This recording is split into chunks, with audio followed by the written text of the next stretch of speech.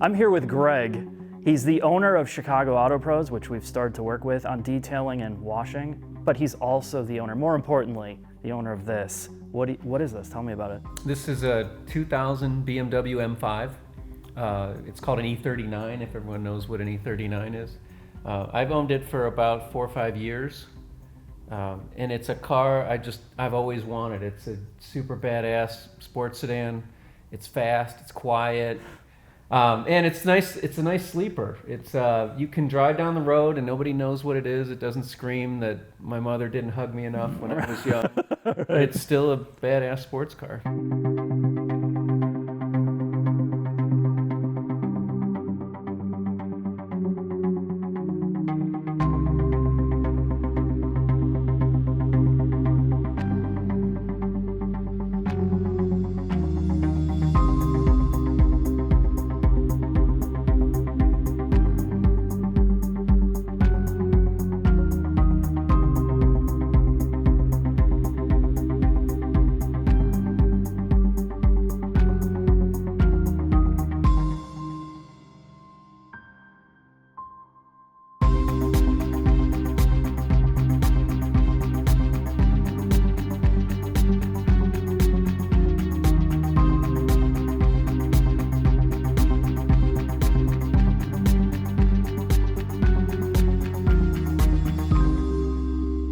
It's remarkable and frightening how quickly time moves on.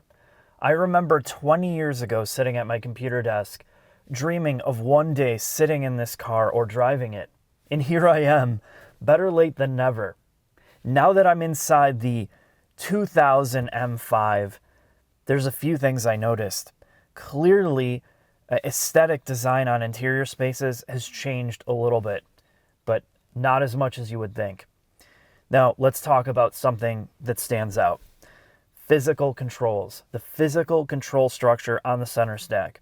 It's timeless. Everything works. Volume knobs, tuning knobs, shortcut buttons, eject buttons, track select buttons. The HVAC controls all are intuitive. You know exactly what's going on, and you have a separate digital display to know your temperature. And you know what? All of this translates to today. Anybody can get in this car, whether you're young or old, and know exactly what the hell's going on. The thing that has not aged well is the electronics or the tech that they tried to pile in here. Now, granted, this was cutting edge at the time. You had a CD-ROM based navigation unit. Obviously, it's not online. This was before telematics and all that, before they had USB or micro storage devices. So you literally had to put all that map data on a CD, which meant it's pretty much frozen in time.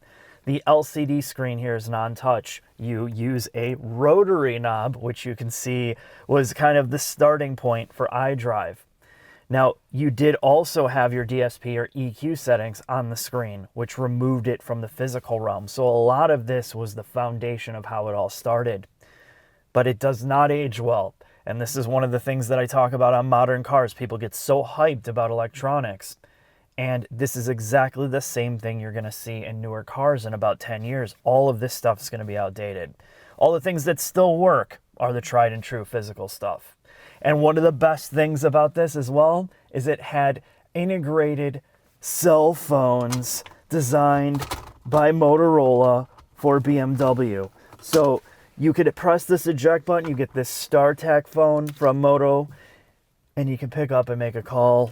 And of course, the battery's dead. And I found a spare StarTAC battery, but it's dead. I mean, it's been, over 20 years since I used it, but it's just a cool piece of history that sits here and also annoys the hell out of me because the eject button for this damn phone is right on the center of the armrest, so it always pops up when I'm driving. But everything else is classic BMW stuff.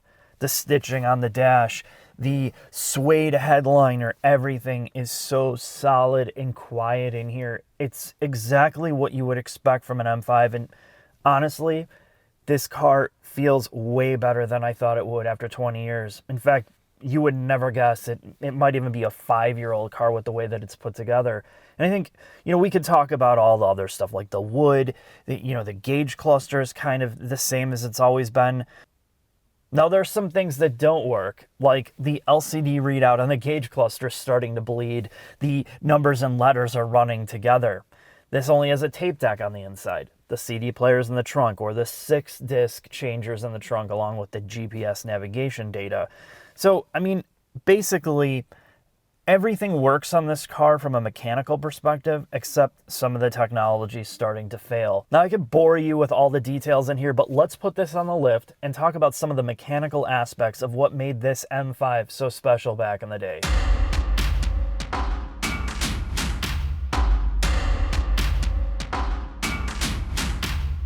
We're underneath the E39 M5 on the Benpack lift jack, and this is old school BMW. This car, this generation, came out in 97, I believe. The M5 variant, this, came out in 1998. It's a Bavarian masterpiece. In every measurable way, when you look at this, this is very 90s. It's 90s in terms of design, even for BMW. Look at suspension. Simple. I mean, there's some aluminum here, but this is one of the generations they went to struts in the front. If you look at modern M5s or 5 Series, they're all double wishbone. But you don't have adjustable dampers. You have traditional sway bars, no electronic sway bars. I mean, it's just a very simple looking vehicle. Yeah, it's a McPherson strut multi-link rear car, which BMW spent a ton of money trying to distinguish the M5 from the regular E39, 525, and 540i. What's unique in the front for this car, other than the bigger brakes and the use of aluminum, is the 540i and the M5 did not have rack and pinion steering. There's a recirculating ball in the front. Is that because of the V8 for packaging reasons? Because of the dry sump system in the M5, they could not fit the rack and pinion steering. So a huge complaint with this car is that it does not have the directness of more modern M5s, at least in the steering wheel. So you got an 80s steering rack on this car and a 90s car design. But that's what's interesting when you go back and look at where the new cars kind of evolved from this. But let's take a look towards the rear of the car. So Mark, we made it to the back of the E39 M5. Do you see something you like? I do. I see this little heat sink or dissipation or airflow device attached to that differential. What do we got? So you have a mechanical clutch-based limited slip in this car attached to that 6-speed manual. Okay. It is the holy trinity of enthusiast cars. It is by far my favorite generation M5, and there were some unique engineering decisions they had to make. Well, when you look at the rear suspension, it is pretty advanced for the time period. You have these monstrous lower control arms that are aluminum. Your knuckles are aluminum, the upright, and your shock bodies are also aluminum. But the thing is, the springs it's a coilover design. The springs are not detached from the shock body, so it makes it easier to replace these. Nothing is electronically controlled. There's nothing fancy about this, which was also part of the interesting part about 90s car design. There was computerization that had come in, obviously, but not like today. Everything is designed in either simulation or computer because it's cheaper to develop that way. They didn't really do that here for the M suspension on this car, did they? No, they used a mechanical jig. And this car has the unique problem of both being a good highway cruiser and it also had to be a good pseudo track car. So the suspension from day one was compromised. And I mean that in a good way. This car rides very, very well. Yeah. And that's something traditional that we're finding, or you already know, but we've forgotten driving new cars. Suspensions in the 90s were a lot softer. A ton of it has to do with tire technology. You didn't have the ultra rigid sidewalls. You didn't have super low profile tires, run flats then. There was a lot more mechanical design that went into it. So they didn't over spring cars. They weren't over dampened like they are today. So the side effect is, yes, there's a lot more roll, but there's more mechanical grip from that because they're using the tire so much to do that rolling and giving you that tire contact patch from the way that all this is set up. And it's so cool to see it in retrospect and appreciate just how well it rides. The last thing to bring up when you're underneath this car is notice this particular model, Greg's car, has almost no rot underneath of it at all. It's almost perfect. However, E39s as a whole, if you're buying them in areas where they put down salt and there's a lot of snow, they rot out extremely quickly. Mm-hmm.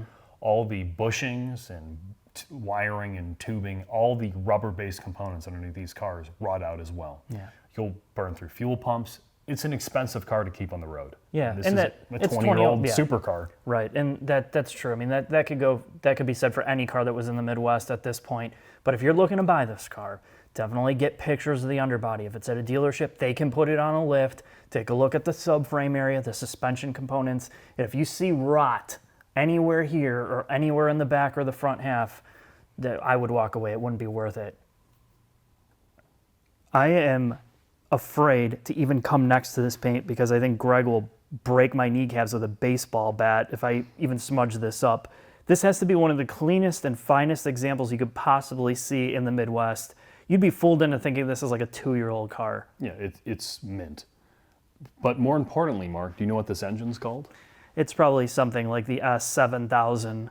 It's the S62. Oh, okay. So tell me about it. It's a 4.9 liter V8. It's naturally aspirated. It revs all the way to 7,000 RPM, and it has ITBs. Now you're getting my attention. That sounds good to me. I'm assuming the individual throttle bodies are under this cover? Yes. It is a very technologically advanced engine for late 90s design. It is not without its problems, though. Like all BMWs from this generation, just remember, you are buying a 20-year-old pseudo supercar. So this is going to have all your oil leaks that are used to, valve cover gaskets. You'll have all your hoses need to be replaced because they grow brittle and old. They've got some cooling problems with radiators failing. But the main issues, and mind you, these are nowhere as serious as you get on an E92 M3 or as catastrophic as some of the newer ones, yeah. Or the E60 M5 that replaced this, which is a spectacular motor, but as we talked about before, a ticking time bomb. Yeah.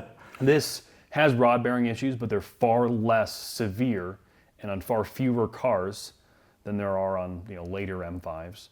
And then this has oil consumption issues and lifter failures or lifter issues that make a lot of noise, and then your hydraulic timing chains. The tensioners fail. It's an age issue as well. Okay. But you know what? Given the cost, because this car is going to be sold or somewhere around $20,000 to $25,000, and I think if you're buying into that, you're buying a lot of the cool factor of this being one of those, the last pure M5s that you can get. It's more simple. This was before everything went crazy. And if all I had to do was worry about carrying around a quart of oil to dump it in here every time I'm going along John Silver, I'm totally up for that because this is something special. It really is. I'm hoping that when we drive it, I'm not put to sleep by it. At least on paper, this is my favorite of the M5s.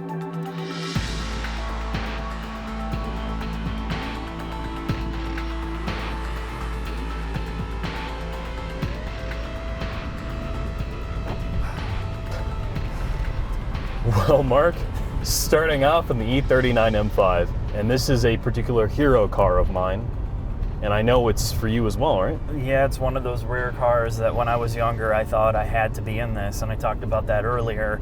And I think the big surprise, getting behind the wheel, I expected a lot more theater and a lot more drama from this, and what I really got was a lot of refinement, great ride, and quietness. Yeah, I wanted this to be like a German super analog, like Hellcat-ish sideways machine, and it's not that at all. No, it's not at all. It is like the embodiment of this Autobahn style cruiser that you don't know your speed, you don't feel much, it's quiet, isolated, it's a luxury car, it really is. Yeah, through and through. This car is an amazing cruiser, and the owner's right. He says that this car is best between 80 and, let's say, 140 miles an hour, and he's right. That's where this car shines. It does. I think when you look at it objectively, okay, the steering is not good. The braking is soft.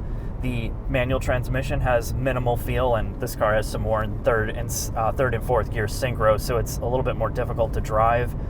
But it's surrounded by typical amazing BMW motor, and this V8 is what this machine is all about.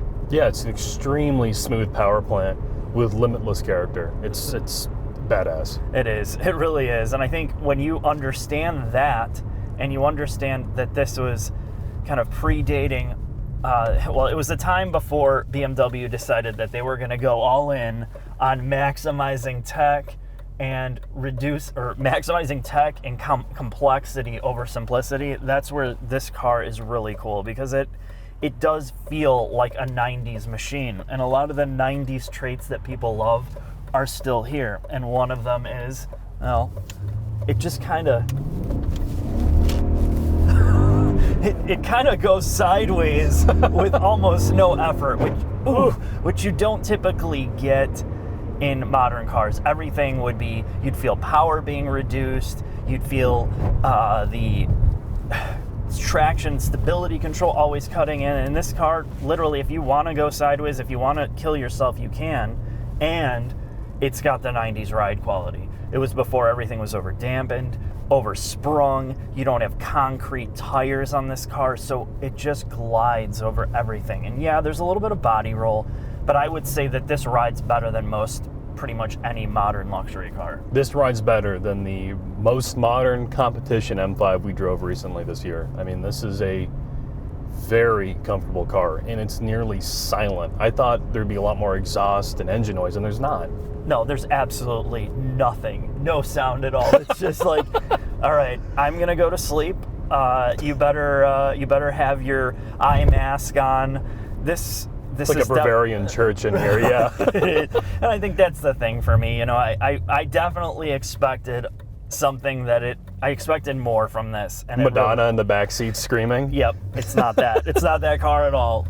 Ultra refined. So I think the takeaway is people ask, well, you know, would you take this? And I think if you have the nostalgia like I do, I would love to have this in the garage. It has that style and look to it before they messed it up. And also, it just has a cool factor. I don't know what it is. It just looks cool. This is the best looking modern M car, easily. It's the best styling, it's the right size. Oh yeah. But at the end of the day, I would still buy an E90 M3 over this, objectively. Objectively, yes. You want a sedan, you want a BMW M car with one of the best motors they've ever made. The E90, E92 is it.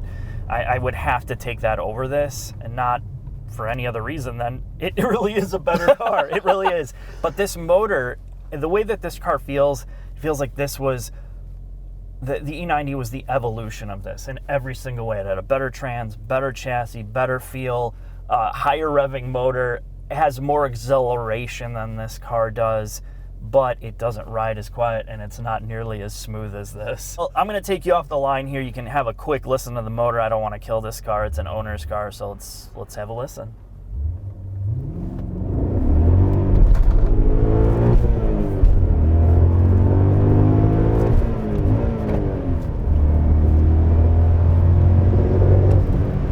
Yeah, as you can tell, it just has that classic BMW V8 sound to it, and that's what I love.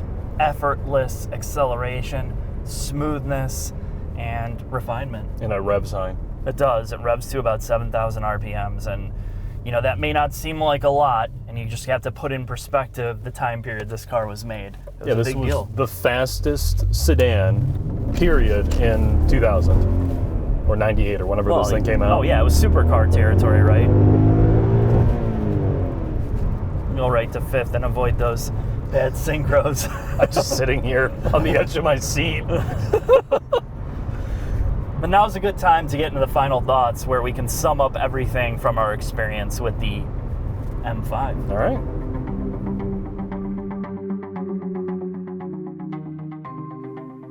Final thoughts on the E39 M5.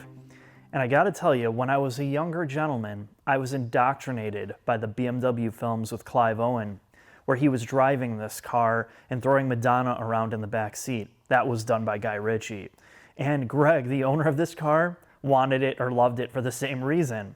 But the difference was, when I got in it, it's a totally different experience than what I thought it was gonna be.